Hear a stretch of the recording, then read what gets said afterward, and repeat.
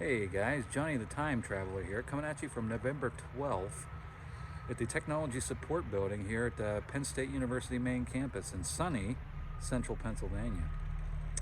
I just want to give a preface to the following video. It's going to be almost 2 hours long, and that is because we stopped at the Mid-America Flight Museum there outside of Mount Pleasant, and then we went on to the Big Tex trailer manufacturing facility and got a tour there. So, long video, buckle up, there's a lot to see, and well, yesterday was Veterans Day, Remembrance Day for my international friends, and if you served, thank you for your service and your personal sacrifice. I appreciate you. So, we'll end this clip with the moon back there. Beautiful evening here in Pennsylvania. A little chilly, but yeah, enjoy the video, keep on jeeping on, and maybe we'll see you out there. Good morning, Flat Fender Fanatics, Convoy Crazies, Jerry Can Junkies, Willies, Wackos, and Mighty Mite Munchkins too. Johnny here, and a few others, coming at you from the Mount Pleasant KOA in the great state of Texas. And this is day 22 of the convoy. Boy, that number better be right or wrong. March Unit 1, headquarters. Move out. Lead vehicle heading out of the fairgrounds. Thanks very much to Brown County Fairgrounds. March Unit 2, move I'm out. trying to remember the dates and the names of the places we're at here. I'm really trying this time. I think this is the 22nd of October. A little chilly outside. It's in the low 50s, I think. And it's 0600. Time for coffee. Some hood coffee. And then we're going to rally back up at the Civic Center, where we had dinner last night. Delicious Panda Express buffet, by the way. A big 10-4. And then we're going to an air museum, which apparently the guy has a Huey. An amazing museum. Coffee. I don't want to lay here too long because the time flies, and then it's too late to really make hood coffee. So here we go. Hey guys, so waiting for the Coleman to warm up and getting my accoutrement out here. Got a nice shower and the other two S's last night. That was very pleasant. Though I forgot about the tail end of the meteor shower. We were supposed to be able to see the rest of the meteor shower last night after midnight. I forget which one it's called. It's the one that's in October. And completely forgot about it, which sucks. And missed the friggin' Northern Lights too, up in Minnesota. It figures I come out west here and then south, and oh gosh darn it, they have Aurora Borealis for you international friends. They don't know them as the Northern Lights out there in other parts of the world. I had them in Pennsylvania, in Altoona, where Renee was from. And I was talking to Renee a little bit, and she didn't get to see them. But I saw pictures on Facebook of the Northern Lights in Altoona, Pennsylvania. So, nerds. Good morning, Willie. Good. How you doing today? Good, great. So far, so good? So far, so good.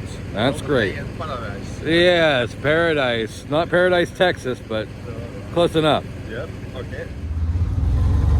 I still have my loofah hanging up there drying from last night. That's funny.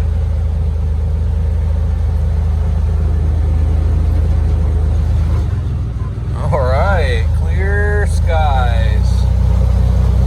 Man, look at that sunrise. Wow.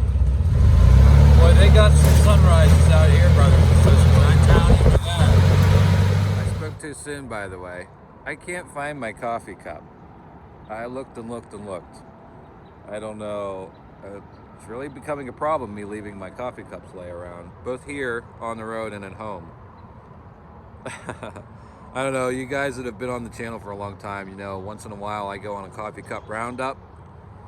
I have coffee cups all over the property, out by the junk pile, I got it in the garage, outside by the flatbed, over by the welding machine. You know, I got coffee cups that get spread out all over the place. So honestly, I'm not really surprised that I've lost it, but I mean, there's only so many places it can be in here, you know. So hopefully I didn't let it lay, because that would be sad. We'll find it. Yeah, we'll find it. It's just a thing.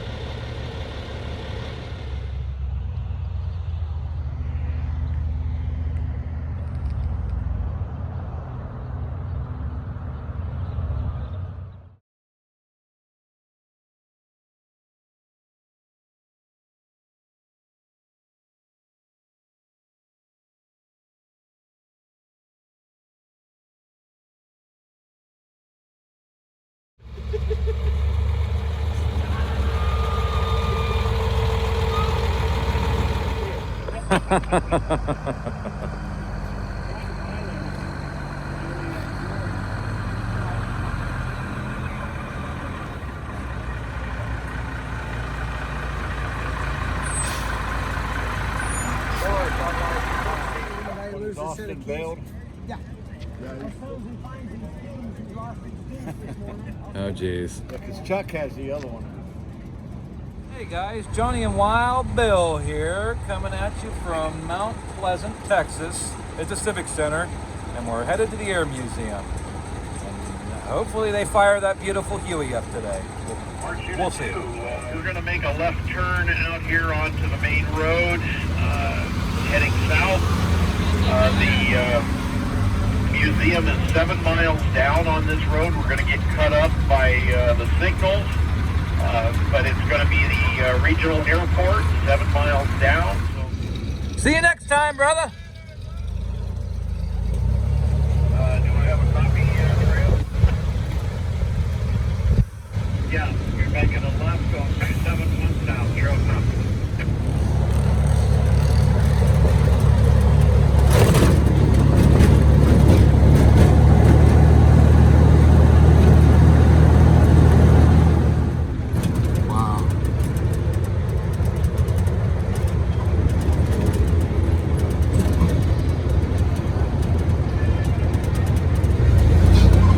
Ball sack.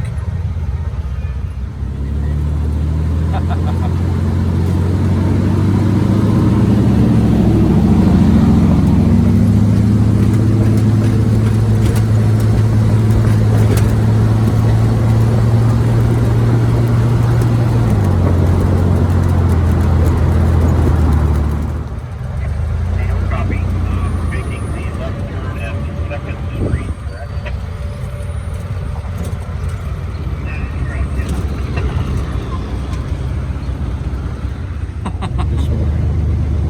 All quiet. They're waiting to hear you though, because you usually kick it off. Moose Tail has made the turn. Trail copy. Just make the first left into the airport. Once you're in the airport, you make the first left. Once in the airport, make the first left.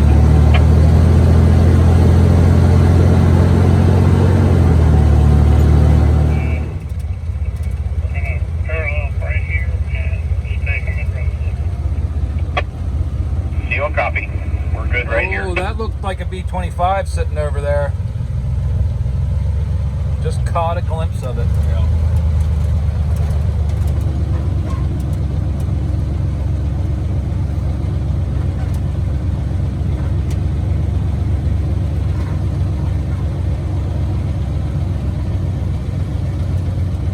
Hell yeah, brother. Look at those beauties down there.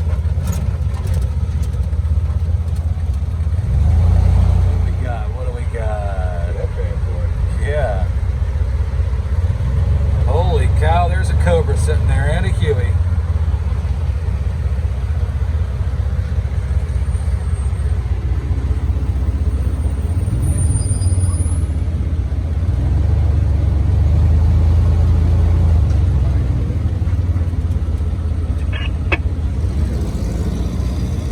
do. Got a searchlight. Make sure you chalk your vehicles here, please. Jeez Louise, Mustang sitting in there. We do not need our vests, sir. Just make sure you chalk them. Trail copies. Chalk your vehicles.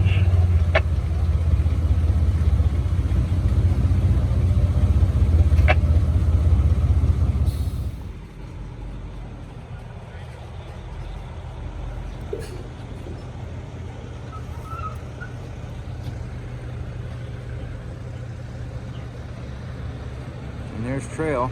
We're all in.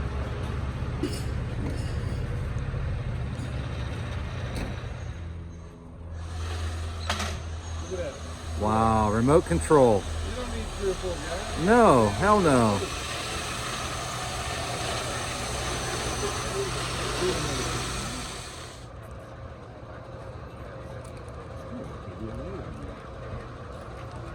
The Flying Tigers.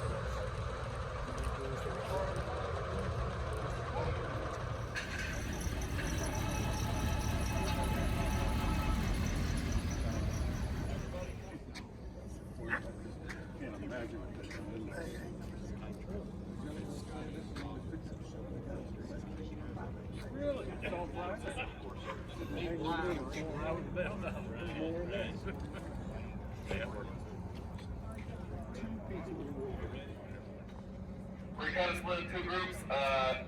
One of the Mid-American Flight Museum and the volunteers, completely run by volunteers. It's a private collection. We're opening today. They're usually open on Saturdays, only April through October. So we appreciate them taking their time. Please help me thank them for being here today. And helping us out. So we'll kind of split into 2 groups, and we'll take you on a tour and answer questions and give you more information on those type of things. So thanks for being here. Appreciate it. And we have one more way to thank them. 1, 2, 3.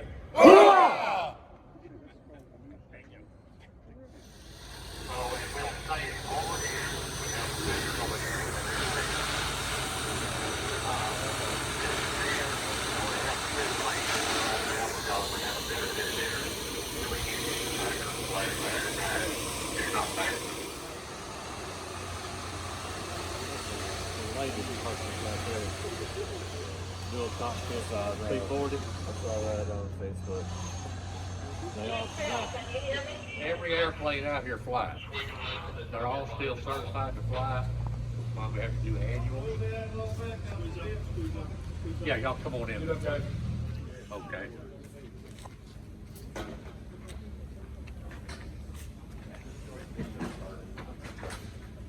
We do have several planes that are not here. Saturday night we had our annual benefit for a charity group in town to raise money for their next year. It's a food bank situation. So we emptied this hangar over here, had the table set up, and therefore we don't have all the planes back. JT. Some of the planes, he has 2 hangars and the corporate go over. Okay, as I was. Wait up, yeah. It helps if you arm it. There you go. I'll disarm it. Yeah. Okay, as I said, this weekend we had that benefit that we emptied out several tankers. So a lot of the planes are not back yet. But right here behind me, this yellow and silver is a Lockheed Vega. Everybody knows Amelia Earhart. She was the first female to fly across the Atlantic solo. She flew that trip in a Lockheed Vega, just like this one here. We have several planes here that are, you're all familiar with the Oshkosh flying in Wisconsin. We have several grand champions here. We have several one-of-a-kind big airplanes. There were 4 civilian planes that survived Pearl Harbor. We have 2 of those. Wow. So, as I said, they all fly. We have. There it is. Can I shoot it again? I'll be out of ammo in a minute. If y'all have any questions, feel free to ask. This is the Lockheed Vega.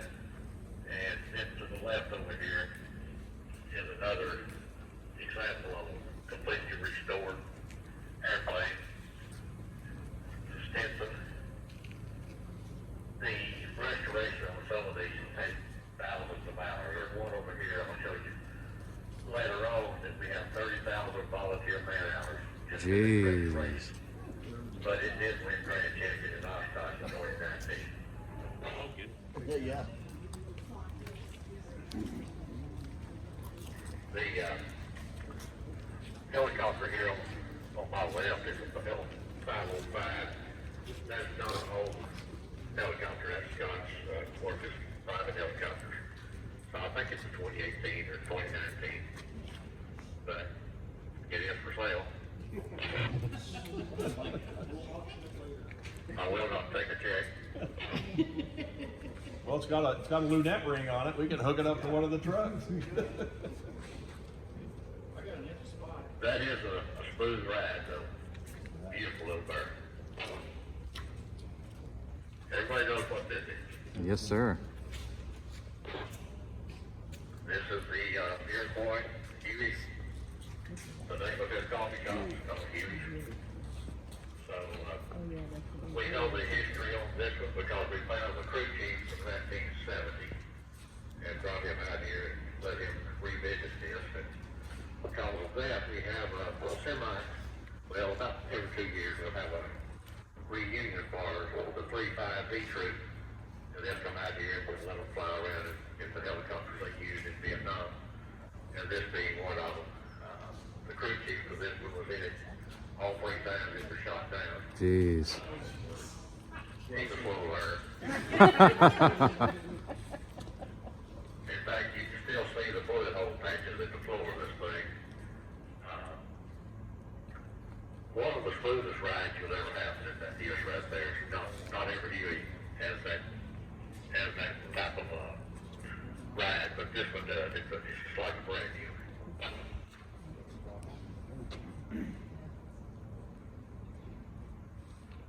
And of course, next is the Cobra gunship with a it has, of course, a gallon on the front. And it is a dual control, by the way. But the gunner keeps himself well, he always set up front. It has a 2.75 rocket launch on it. Here's the Gatling. Very formidable helicopter. Across over there, we'll get to it in a minute, is the Loach.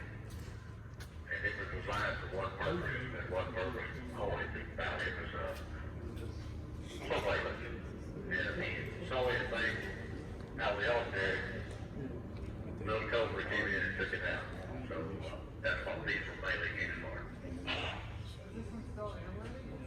Everything out here is airworthy. Yes, we flew this one this back weekend. We flew both of them. How does one go about purchasing a flying Cobra with armor? I don't know. I can tell you a lie. I don't know. These are all decommissioned. So if they're decommissioned, they're on the other market. The blades on these last ones, the 505 all the way down to here, there is a large difference.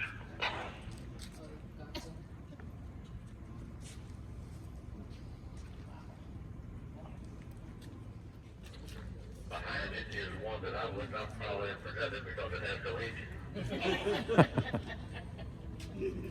If it can't purr, I can't ride. That's a little glider he bought here a while ago. And we've got, anybody here know what an L-19 bird dog plane is? I do. Not a very large plane.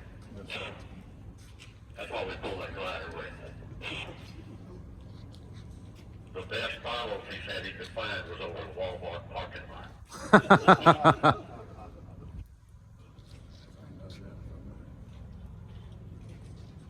What model Spearman is this? I knew you would ask me. I would venture to guess on about 30, 31.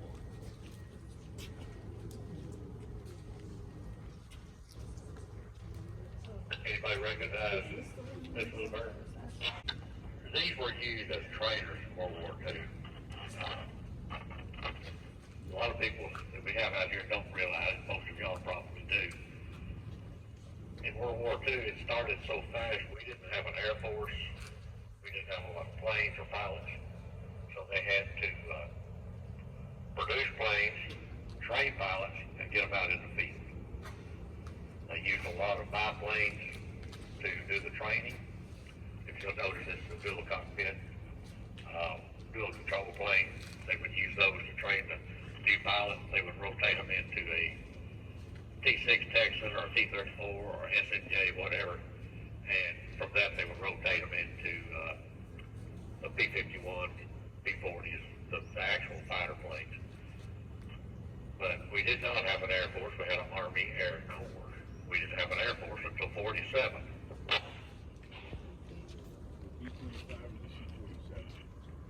Everybody thinks it's a C-47, but it's not.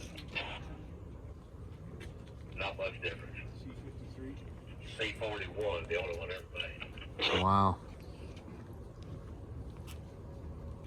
Not enough difference to write home about, but that was Hal Barber's plane. It's a C-41. They actually made two, one never flew, but this is Hal Barber's plane here. We have a hangar down here that's major plane mechanic. So these planes are out here for that purpose, to be worked on. Does the C-41 have a cargo door, or is it a man door only? Man door only for half hours. It also had a kitchen. Does it have the cargo door in it, or does it have the Passenger. We've got it ripped out right now because we're in restoration mode. We do have a new panel in the cockpit, and all the engines are firing now, so it should be back ready for display soon. I guess if we had a personal plane out here to represent our airport or our museum, it would be the B-25.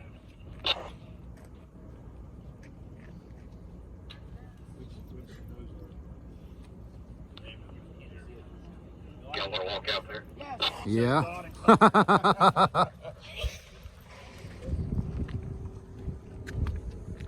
I flew in this to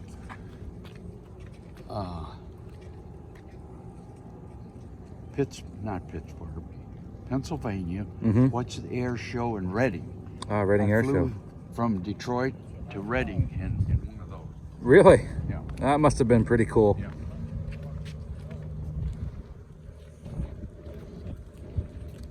The B-25 was made famous by who? Doolittle. Doolittle Raiders.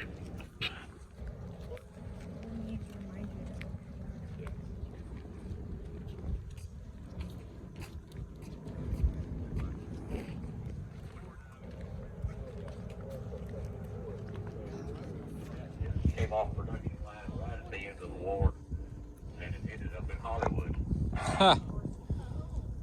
We have a nose, the camera nose that was on it when they were doing filming in Hollywood for about 25 or 30 movies.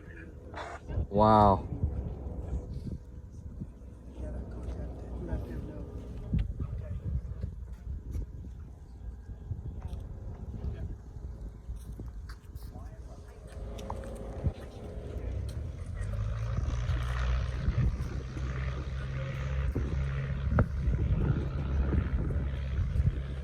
The guys that worked this nose, they were a little bit small to get up there. There was a little tunnel you had to crawl through just to get up to the nose gun position. If you're claustrophobic, you wouldn't want that gun. We have a B-17, but it's in Oregon right now having wing spars put on it.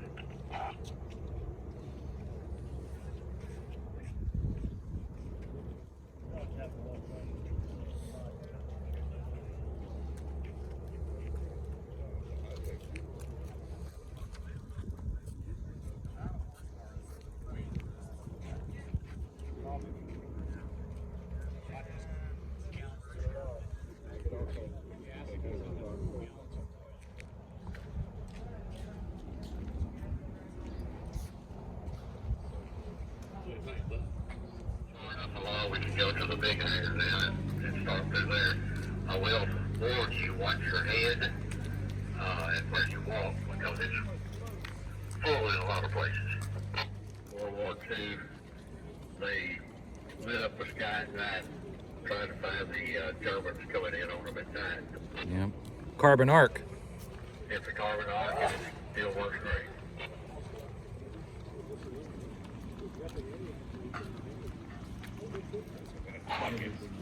This is the Loach from Vietnam era. It pretty much has one mission.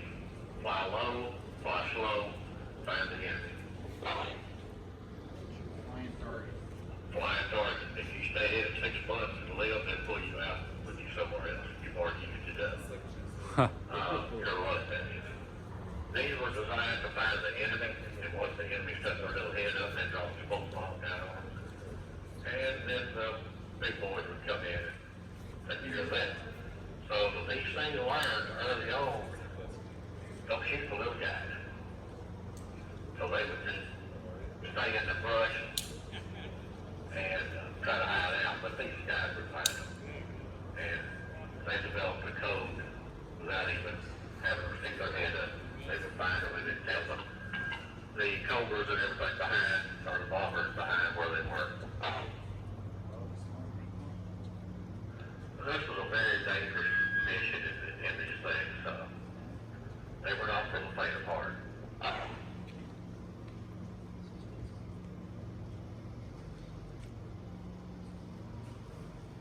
They weren't totally defenseless.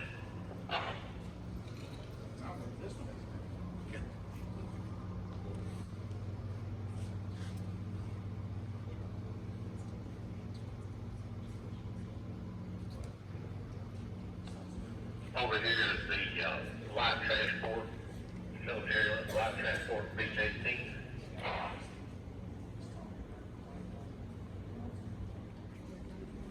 It's more fun. 300 yards. Oh, it's great.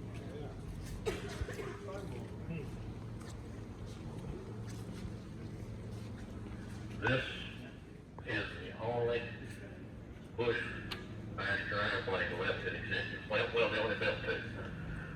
The other one crashed in 2005 out in California. So this Bushmaster they were made in the 50s as a replica of a Ford Convoy. So we have the Ford Convoy also.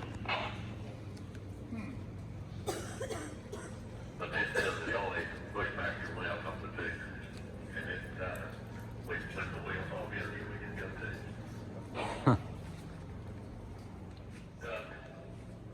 Put the Pelican on the side. Was one off. This was fleet rescue at Pearl Harbor. After the war, after Pearl Harbor, the civilian that owned it sold it to another civilian. He flew it to the Bahamas, landed it in a freshwater lake, thank God for that. When he got ready to leave, he forgot to blow his anchor. 20 years later, they dip it out of the lake. And look, have you ever seen a fish on a stringer that the turtle kind of hooked up? That's what this looks like, nothing but bone. But this is a growing duck. It's a shallow water rescue. It can't take real high waves. The water line would be somewhere along this black line here. 4 folks have 4 ways, okay? You gotta catch it in something. I told you this coffee business.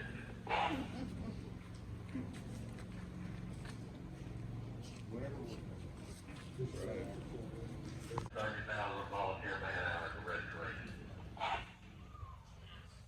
It did win grand champion in 2019 at Oscar.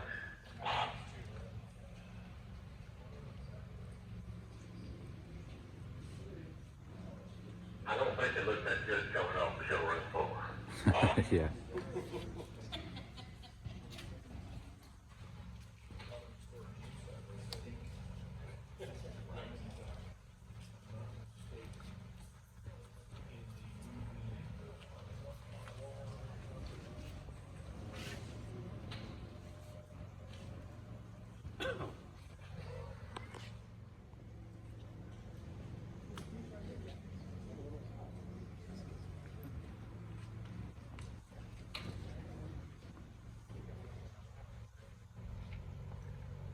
By the way, he has another museum in Urbana, Ohio.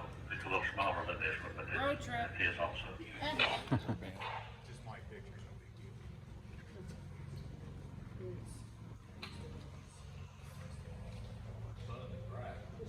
It's got the B-17. I'm stacked in here, it's hard to get a picture of them.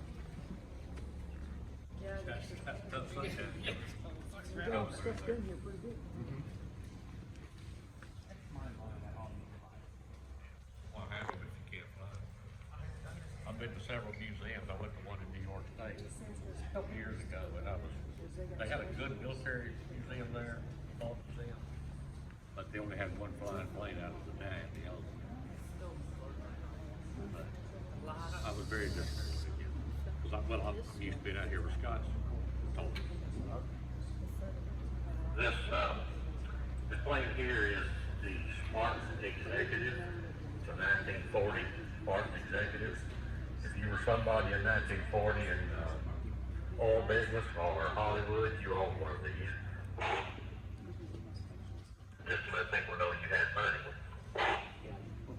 You got one, right, Pat? This is a 2015 winter contract.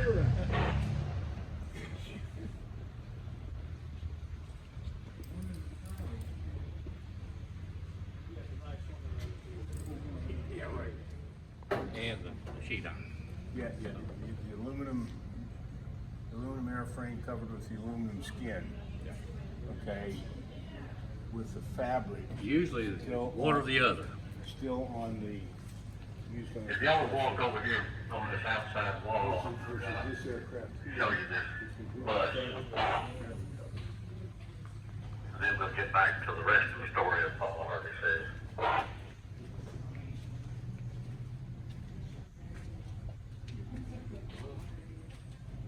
I'm from the first half of the last century, okay?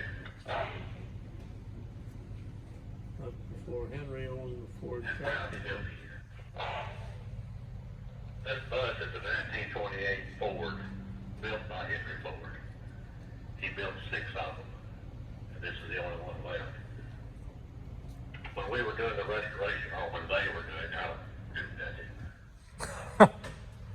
When they restored it, they had these panels off. We can't prove it until we know how the paperwork, but there's number one part painted on the inside of every one of these doors. Wow. We don't know if this is the first one he built or not, doesn't matter, still only one left.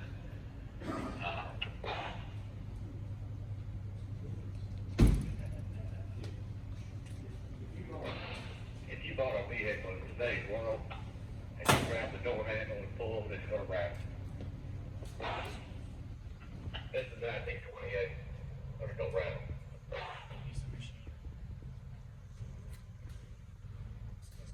The reason he built these buses, 1928, Henry Ford went into the airline business. He built 299 Ford Tri-Motors. We'll be around here in a minute. The theory was we're going to try to get across the United States in 48 hours or less, air traffic. But you couldn't fly that. The runways didn't have flaps, planes didn't have flaps, so you had to land before dark. So let's say hypothetically you left Boston and you got to St. Louis at that time. All the runways were dirt, grass, gravel, whatever. You have to get the people from the plane to the hotels, bus stations, wherever they want to go for the night. That's what these were for. He staggered these across the U.S., all 6 of them. And then he would pick up the passengers in the morning, take them back to the airport, go for the next leg. So that was the working theory that Henry Ford handled these. And obviously it worked for a while, but he decided he didn't want to stay in the transportation business in the air anyway. Well, I don't know for sure how many of these are still left. less than a handful, I'm sure. And flying condition, I don't know. Probably this one.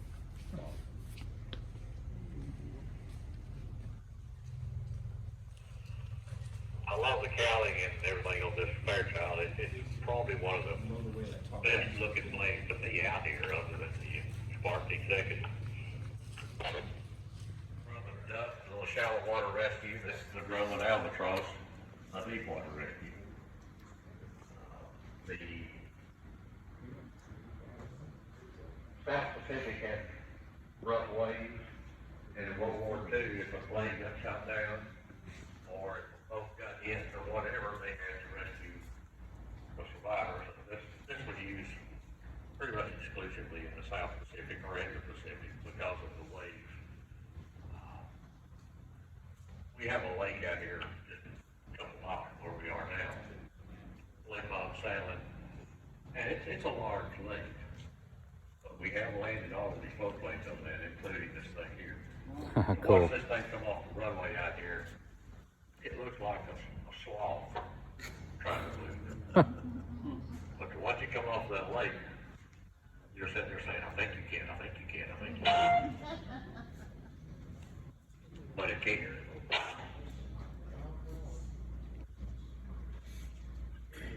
47 Orion, they were really progressive whenever they started thinking of this style.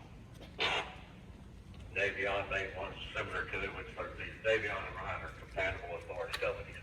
They're basically the same thing.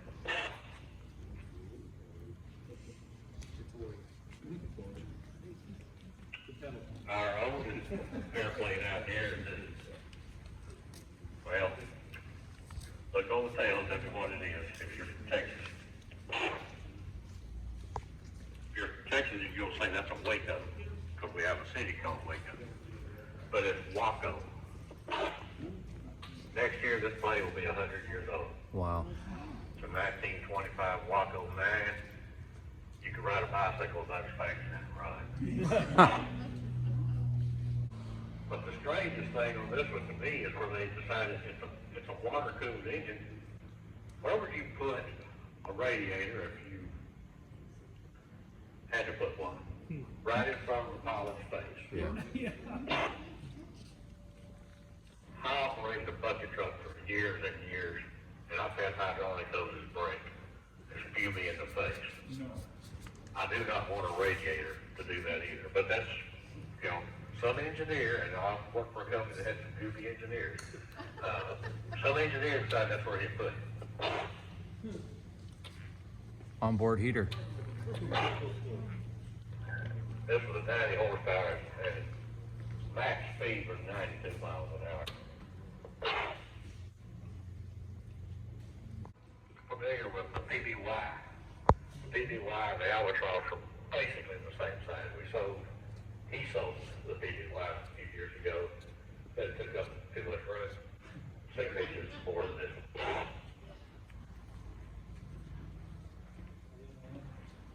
All right, we talked about the Ford bus or the Ford tri-motor. The Bush factory we looked at earlier was the replica of the Ford tri-motor. This is the Ford tri-motor.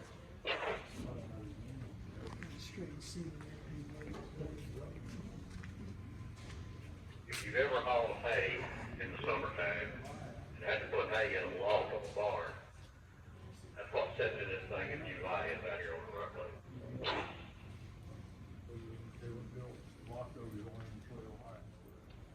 The instruments Fly-by-wire. or the outside engines are on the engine itself on the spark. So if you needed to know how much oil pressure you had, just look out the window.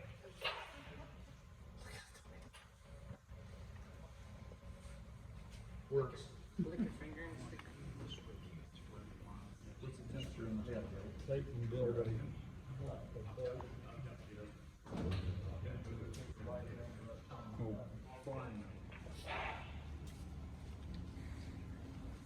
You'll notice there's no door.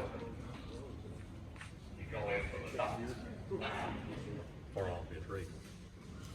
Has even got a rudder. Yes. Yeah, the Apache up there has a little rudder on it also.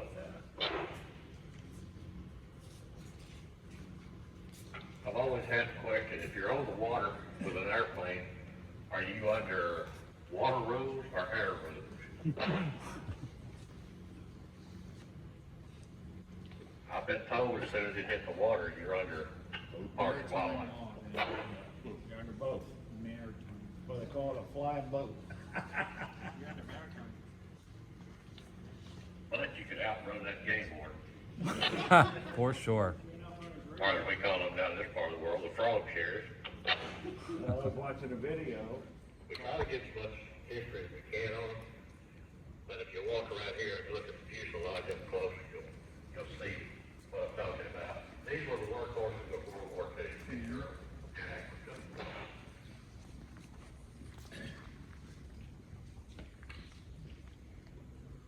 Lieutenant Don King flew this plane from the factory in California, right off the factory floor.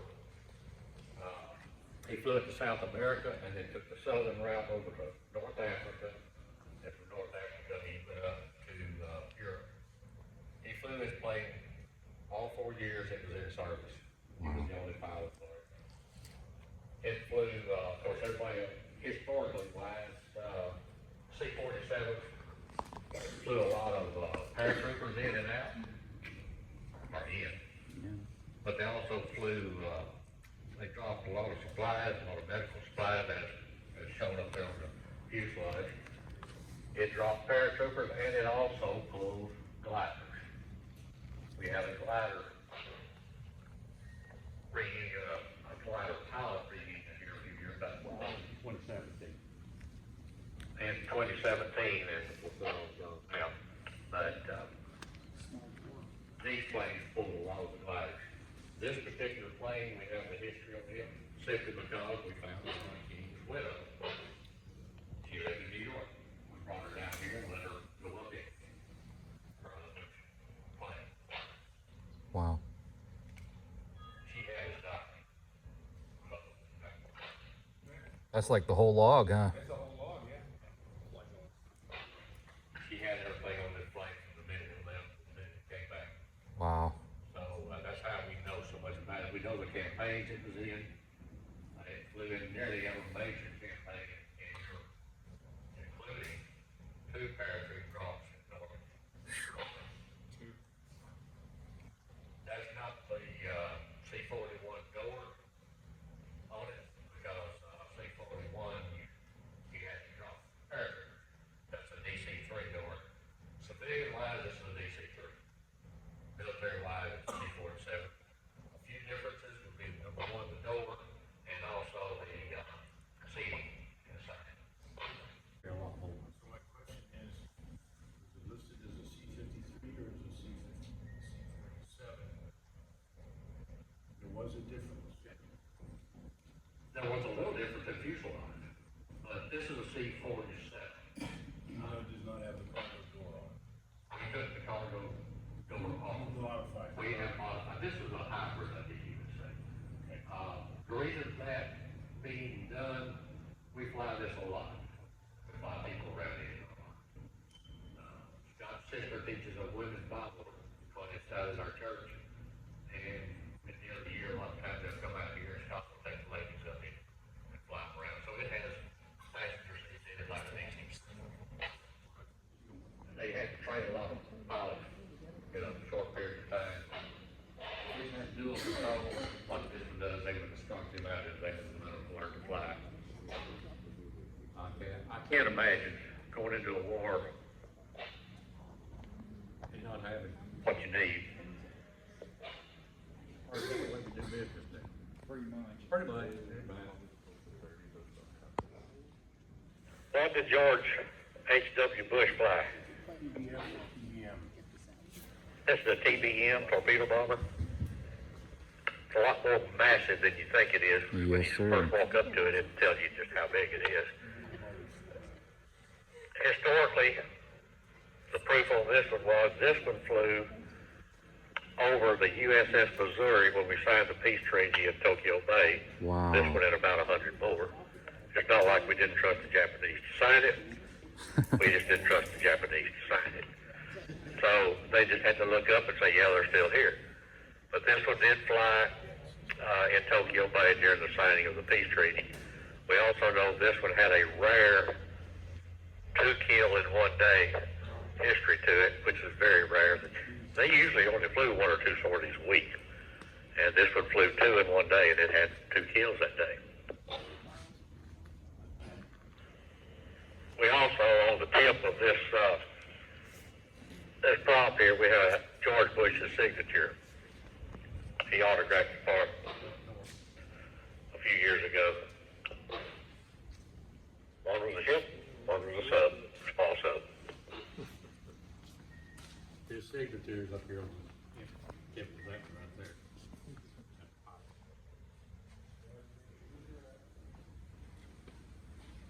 Everybody, they working with it. Everybody knows the Corsair, the Gull Wing Corsair. Hello, beautiful. Another engineering defeat. Our aircraft carrier. One of the problems, all the wings were 6 inches too long to go under deck. Some engineers didn't have a tape measure. But, and also it had a stall problem when it came in to land on deck. The right wing would dip. So the Marine Corps ended up with a lot of them. They made them land-based planes. The Navy did keep a few. Another issue with it is where the cockpit's located. It's way behind the wings. Yeah, You way couldn't see aft. the catch cable. Yeah. We lost a lot of pilots and planes trying to figure out how to land this thing on a carrier. Hence, the Marines said, hey, we'll take it. We sold quite a few to Great Britain. They figured out you cut a few inches off the wing, not only would it go underneath, but it would also land on the carrier without dipping. Huh. So then the Navy decided they wanted it back. The Marine says, ain't gonna happen. This plane here is a Hawker Sea Fury. These came out right about a year before the war ended. It's a British fighter plane, carrier plane. Probably one of the fastest planes in World War II, speed-wise. It could not maneuver like, say, the Messerschmitt German or anything like that, but it could outrun it. And the Germans knew it. If they saw one coming up on them, they had to maneuver to get away from it. But this is the Hawker.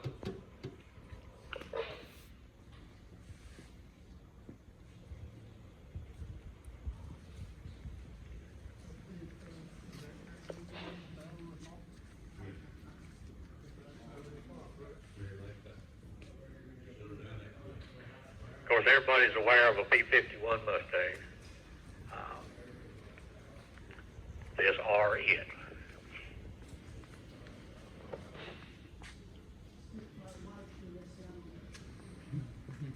I love to hear this thing fire up, and every now and then we'll get into the B-40 or something and fly together, fly a little formation. But that's a great example of the Tuskegee Airmen flew these. And let's just say that the enemy was a little bit afraid of the Tuskegee Airmen because they were a little bit nuts. They didn't care. A lot nuts. Well, you've got to consider the date and time that all this took place.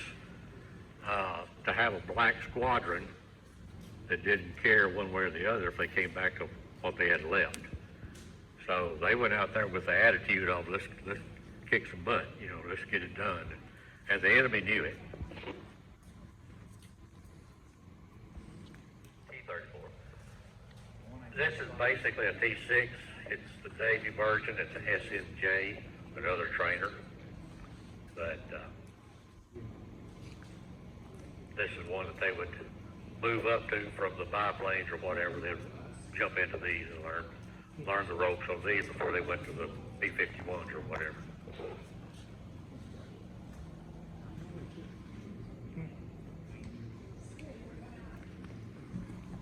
Amazes me when you actually walk up to it without the cowlings on it and see what it consists of.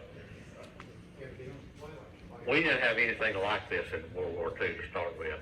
So what do? And then Bear in mind, we didn't have computers or anything. We had a big cheap tablet and a number 2 pencil.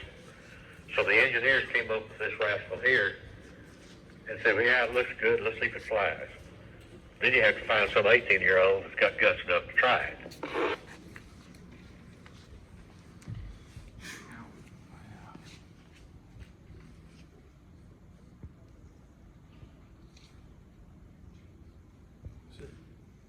No software required. That's right. Yeah,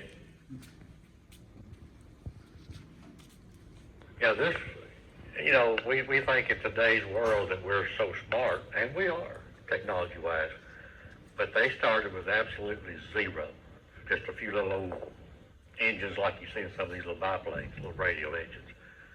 And they came up very quickly to this status here.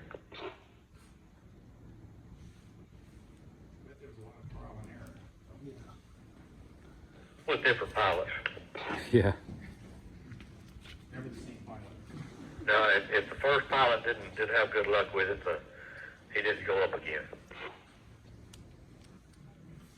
What's the nomenclature on this engine here? Do you know? 2800. 2800. Right with me. Yeah. Dual bank, right?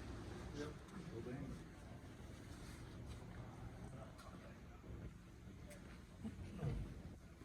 Put that in your Jeep. Hell yeah, brother. And then we go up over them mountains. Yeah, you be at the sheets every hour. Yeah. Hey guys, Johnny, Jeff, and Bill here, coming at you from the Mid-America Flight Museum, privately owned collection here in the middle of East Texas, and everything here is airworthy. Everything you saw flies. Mind blown. They got me for 40 bucks. I bought 2 shirts. I bought a shirt of the C-47 and then the Corsair, because even though apparently they were problematic, those Corsairs are some just beautiful looking aircraft. So fascinating tour. We didn't get to ride the Huey, but that's okay. Everything else more than made up for that. So now we're gonna go to the Big Tex trailer manufacturing plant somewhere around here. They're gonna let us tour their facility there. So we're gonna split up from here. Those that don't want to do the Big Tex tour, going back to the Civic Center. Those of us that are, including Bill and I, we're gonna go on the Big Tex tour, and then from there, we'll go back to the Civic Center. We'll all form up, have lunch on our own, and then we're down the road at 1 p.m. Okay, so here we go.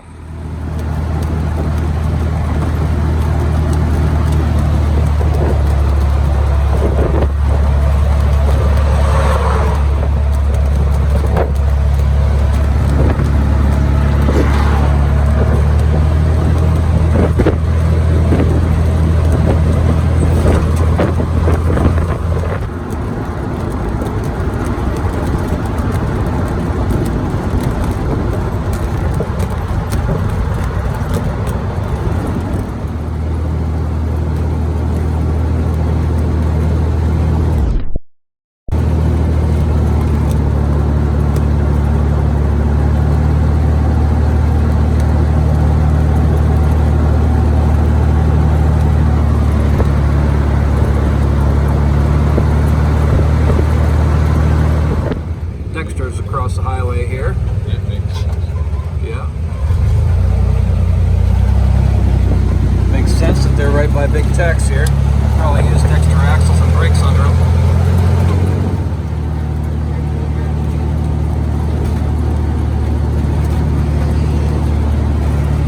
Well, you got a few examples sitting in the lot, that's for sure. I guess this is Big Tex headquarters. Understand?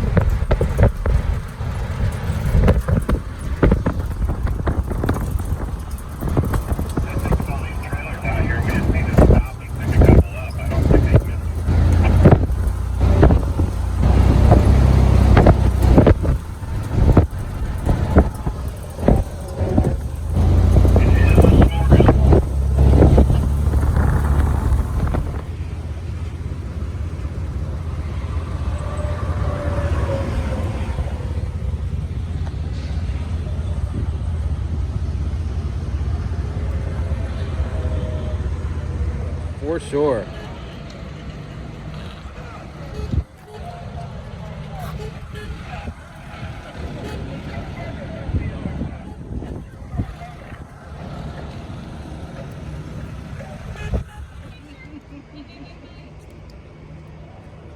Get your picture took, y'all. Yeah, come on, George. Come on, George. No. Go, Speed Racer, go!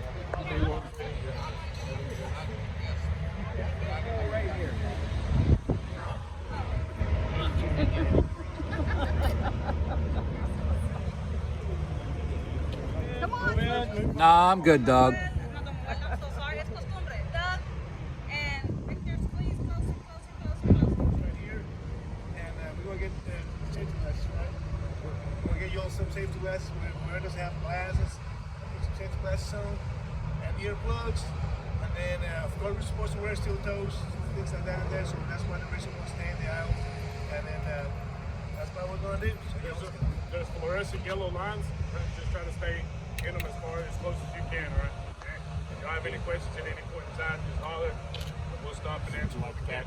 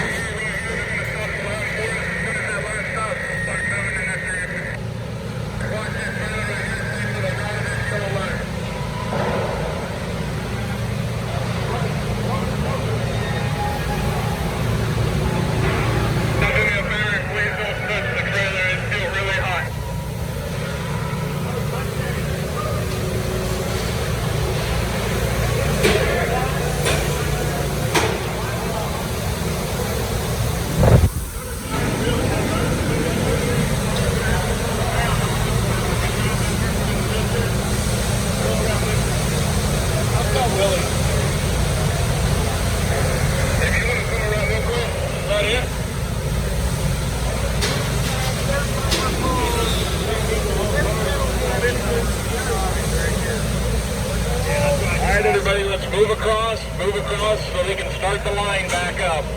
Keep moving. Everybody on this side of the line. Watch your step. There's some tracks. There's some integrated tracks in the floor. Watch your step.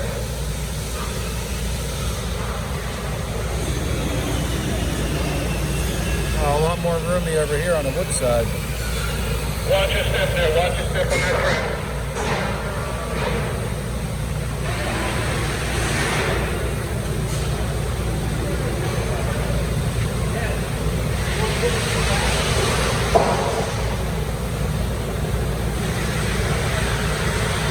Alright, we'll come around here. The trailers, when they come off the line, they are not forward automatically. As they go out in the yard, whenever they're ready for a load, they get pulled back in and get floored.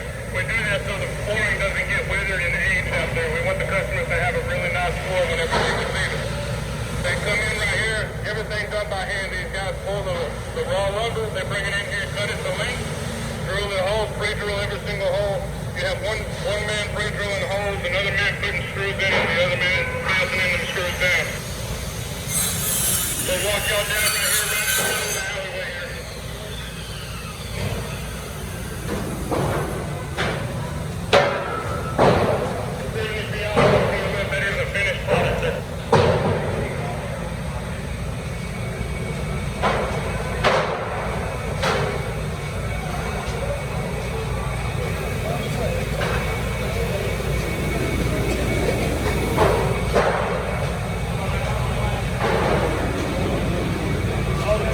Missing 2 lug nuts.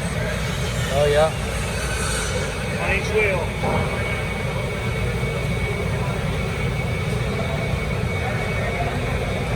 That's something.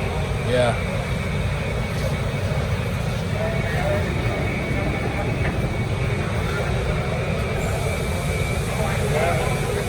Missing 4. Yep. On the 8 bolt. Gonna go ahead and turn around right here. This is the ending of the flooring process. We'll make a big snake and turn back around that way. Well, we've done that too. Yeah. Pass and review.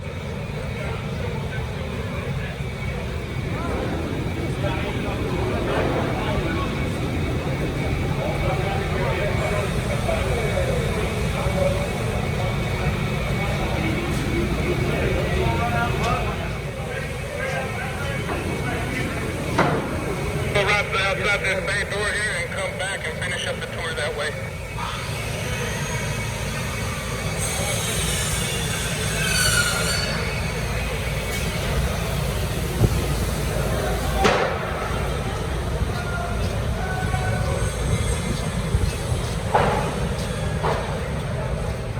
This is the repair shop and touch-up shop.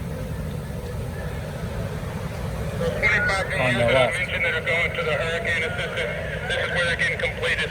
We paint them separately. We paint the subframe and we paint the box. The box then gets married onto the subframe right here to my right. He said they're going for disaster relief. I'm going back there and installing more. Hell yeah, brother. I told Dan, I said, hell, I think we're going to be late for first gear. He says, no, have you seen who's here?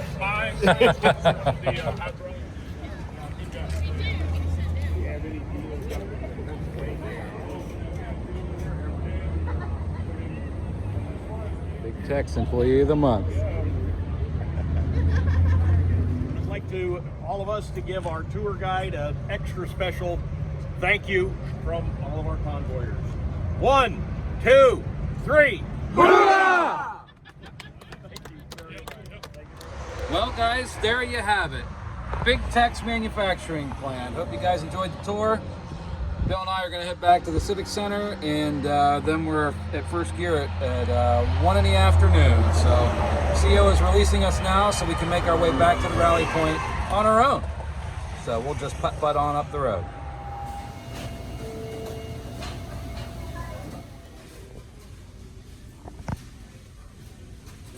Kids.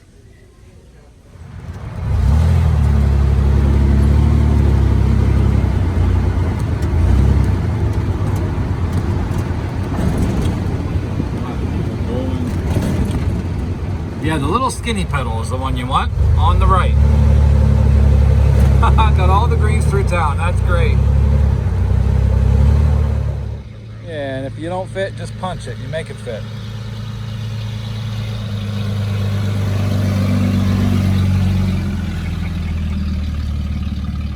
Wanting support.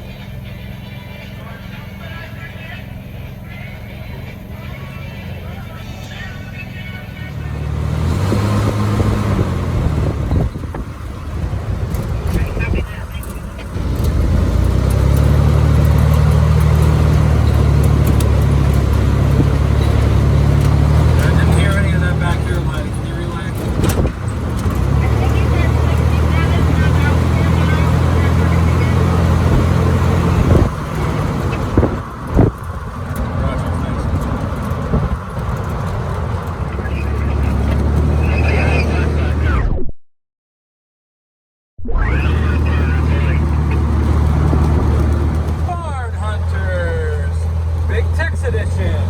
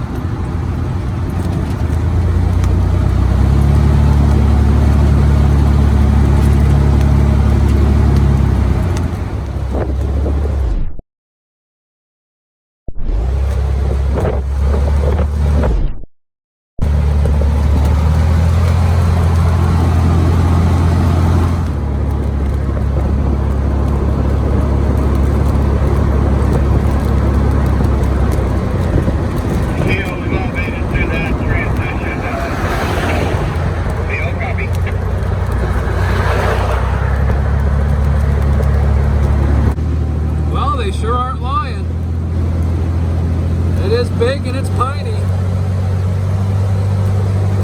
A lot of nice lumber in here, boy. Hell yeah, brother.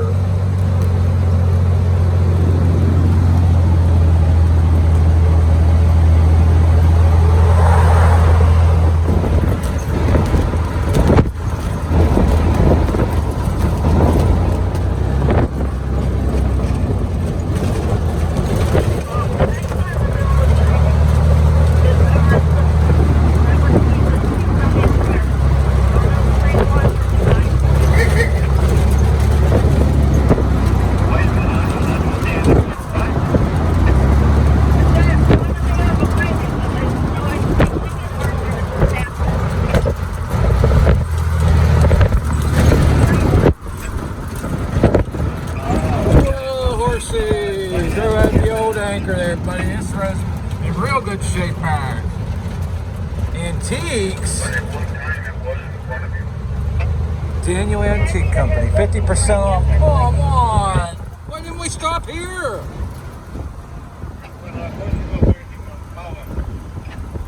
Hey, I made good progress on that solar list.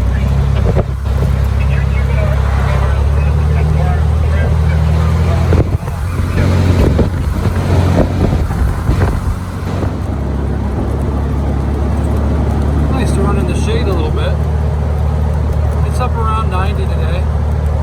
I love the temperatures, but I'm, you know, anxious to go home because I know it ain't gonna be no 90 degrees at home.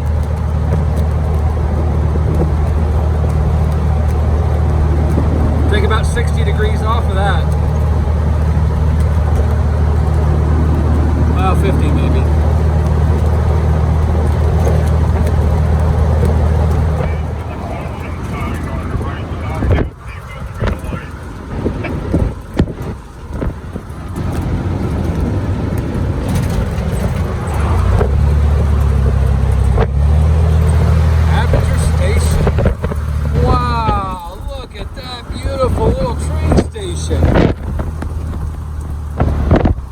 Wow, I the hill.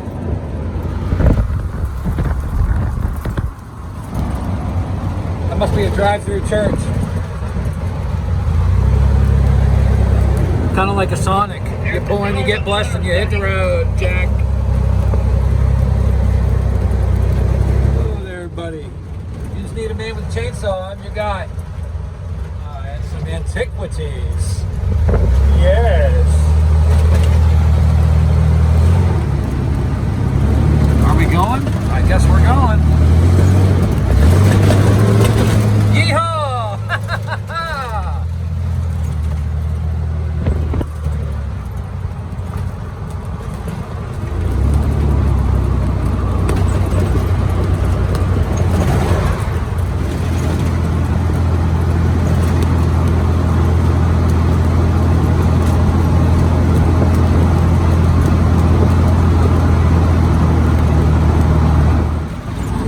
Oh, yes!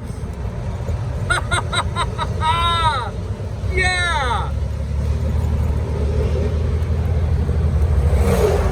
Must be dinner time. Stampede!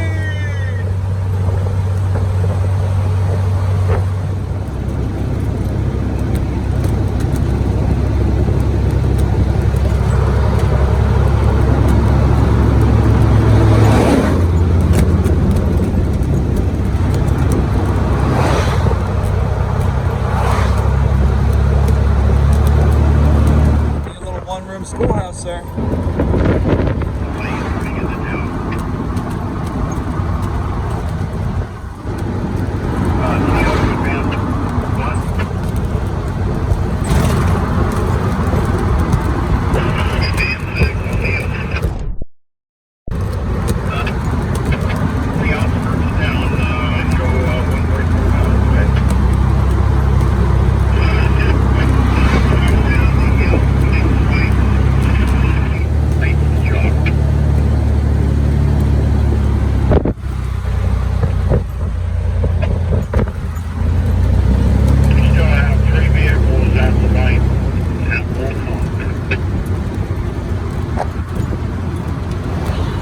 Yeah, 10-4, just stay in that lane, Gene's down there to direct us. Copy that.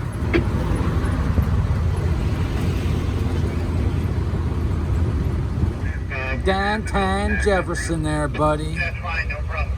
Get her done. Oh, there's a fire tower they was talking about like a half an hour ago. I was still up there at that traffic light by the railroad track there.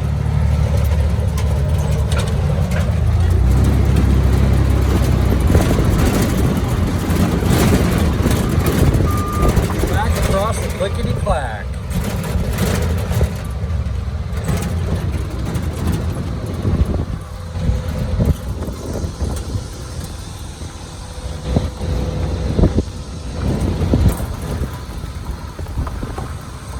We'll get to go up that there fire tire.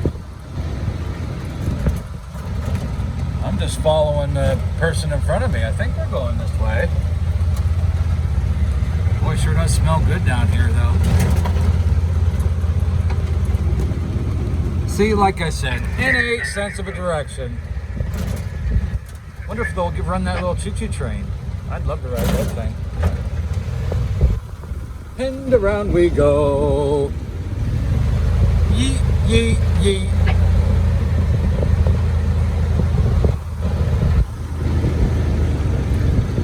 Holy fricassee, we made her.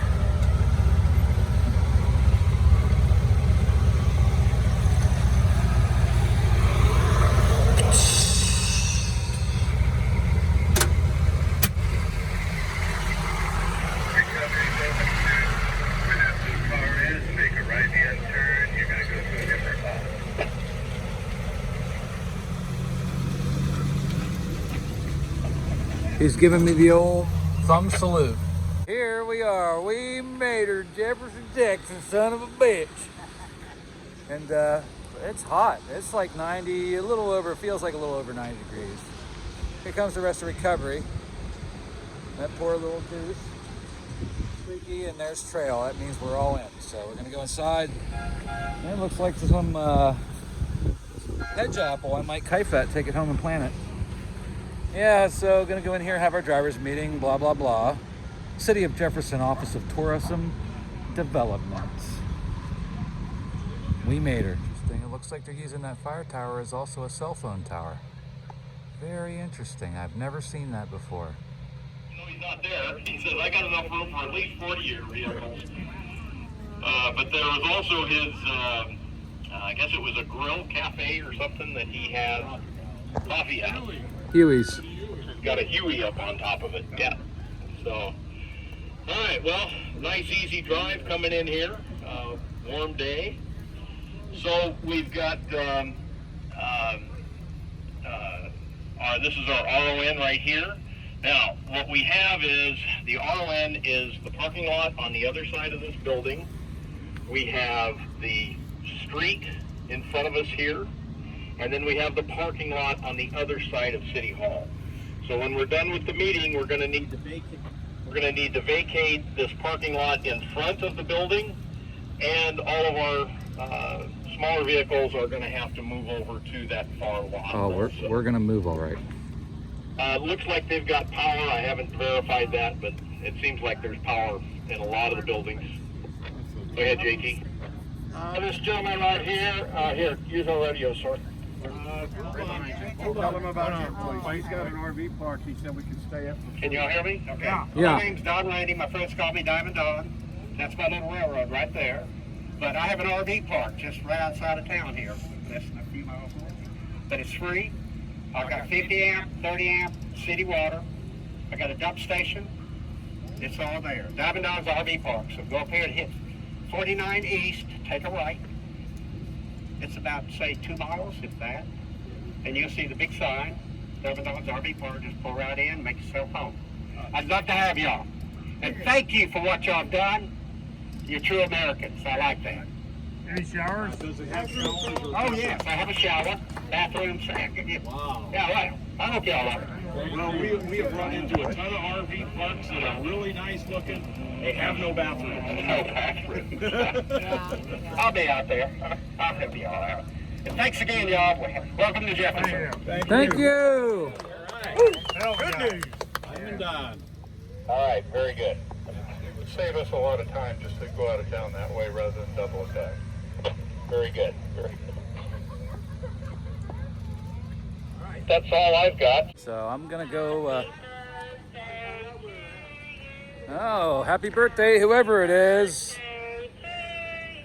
And we're never gonna know because I turned my radio off. Oh, it's Daryl's birthday. Good for him. Happy birthday, Daryl. Thanks for being such a nice guy. We're gonna back this ass up and get out of here. Like Diamond Don does a little motocross out here. I like this place already. One of them old Ironsides. That's cool.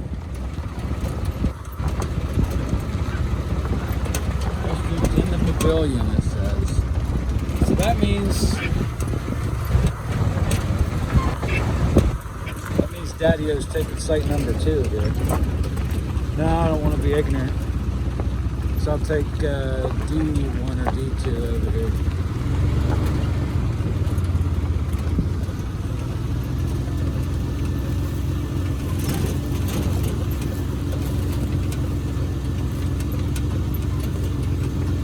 I'll take this one right here.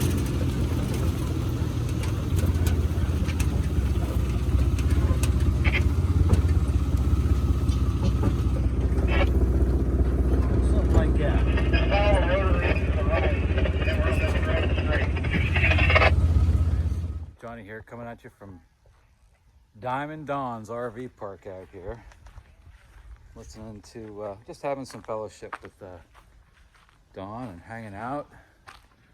Look at this beautiful pavilion here. Beautiful. There are restrooms in here, showers over there. This place is amazing, just amazing. Check out how beautiful this is. Okay, so we're under the pavilion right now. And there is a row, this looks like a lodge here. A row of restrooms all in a row here. He said when he used to do his big motocross events here, he had 10 or 20 different languages being spoken here. So thousands of entries, I guess he said. Pretty big deal. Yeah, it's really something. Ah.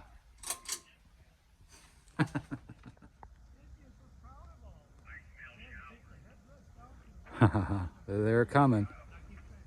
I'm enjoying listening to the radio chatter. I can hear some trucks coming. Oh, I see them coming through the trees. Can you see them out there? Downrange? Right in this, pretty much in the center of the frame. So I tried to pay Diamond Don for camping here tonight in his beautiful campground, motocross track, and he wouldn't accept any money. And he actually said, please don't. So I was like, all right. And what I did do is I dug into my bin in the shelter and I dug out my Jefferson Highway Challenge coin. And I coined him for that because I don't think Diamond Don's gonna get a license plate. I figured I'd give him the next best thing. So I coined him. And that was the right thing to do. He was in the service. He said he was stateside when Martin Luther King got killed. And things were popping off then. They were shooting at the military vehicles and stuff, so. Yeah, and he's just beside himself wanting to help the convoy, and he really appreciates what we're doing here. And he gave me his card and said, if y'all ever come through here again, make sure you stop. So if there's ever a Bankhead Highway convoy again, that we need to make this an overnight or a rest day here, because this is really something. I don't know how far away from the actual Bankhead we are, but we can't be that far away from it. Yeah, wow. So here we are, all lined up. Restrooms in the pavilion, showers are back across the field there in the tin hut. And it's all good in the hood, man. It's, what time is it? Oh, it's 4:15. I want to run back into town and do a little antiquing before the parade. So I'm gonna hit it. I might actually run, I'm gonna hook back up and pull over to the other side where there's definitely power. Oh, Alan Lynn, I'm sorry. I wanted to give Jens a ride into town, but well, if the parade wraps up fast, I'm gonna swing back out here and pick him up for dinner. We'll be a couple minutes late for dinner, but I want to go into town and do a little antiquing before the parade. So I'm gonna run into town and stop at the antique store and walk around real quick. And a little R&R time for me, you know what I'm saying? And do the parade. Then I'll shoot back out here and pick up anybody that wants to go to dinner. Because it's right outside of town. Yeah. Here comes a Jupe. This looks like it used to be a Murphy's, just by the way this entrance looks here. Oh, what the hell, man? Bummer.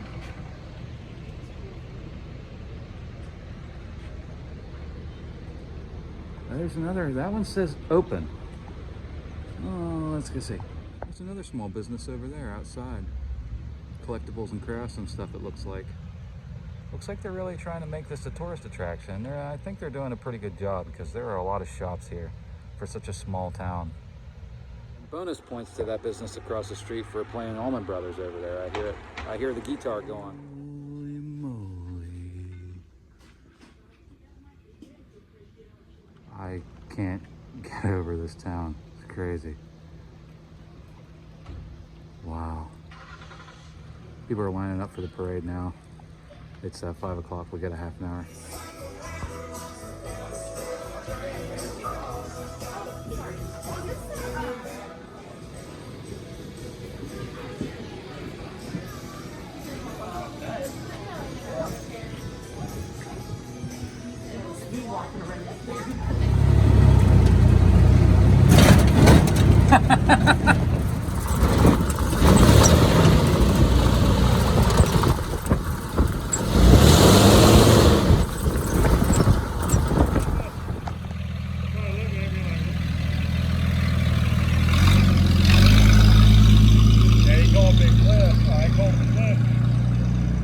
like I'm going to be driving the parade marshal here in the parade here in Jefferson, Texas today. It's quite an honor.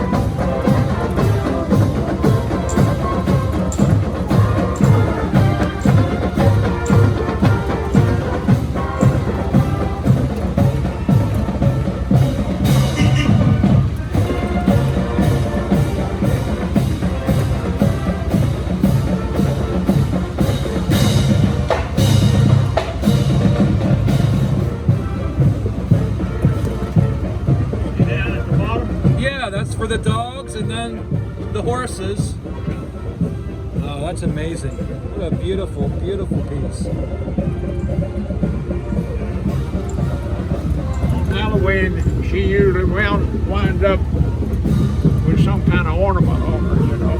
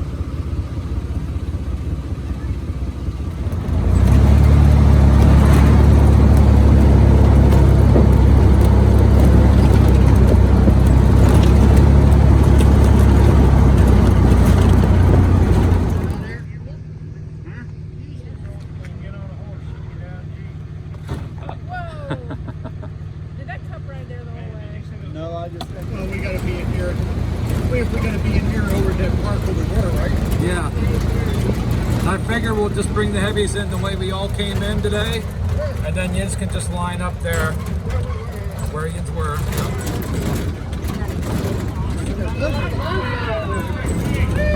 Hey! Oh my God, he's got a door.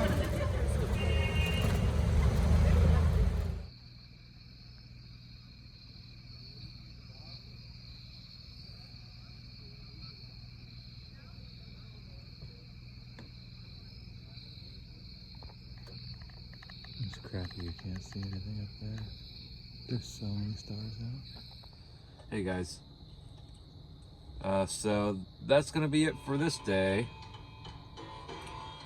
Got done with dinner in town, took Pat Underwood, Ann Adams, and Tammy Joe around town a little bit, did a little sightseeing, went and got some ice, came back to camp, and sat under the stars for a little while. It's very dark skies out here. It's very dark out here at Diamond Dawns. Beautiful, beautiful. You can see the Milky Way here, by the way. My camera is not good enough. This is an iPhone 10 you're watching right now. So it's not, the camera's not quite good enough to capture the night sky, or else I would take some night sky shots for you. But just take my word for it. Beautiful sky tonight. Just no Wi-Fi out here, so I'm watching Hell on Wheels. I bought the box set right before I left home.